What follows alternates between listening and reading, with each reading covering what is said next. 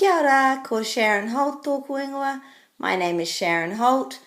Here's a sentence structure that's useful to use around the place. It's a little bit like the counting one, e hia ngā. So we could say e hia ngā pihikete, the how many biscuits. And you would say e rima ngā pihikete, 5 biscuits. But if you want to ask somebody how much of something they want, then you say kia hia. So in this case, if you want to say how many biscuits would you like, you would say kia hia ngā pihikete mau. And that's how to ask one person how many biscuits they want. If you want to know how many sugars they want, kia hia ngā huka mau. And they could answer kia kotahi noa iho, which means only one, thanks.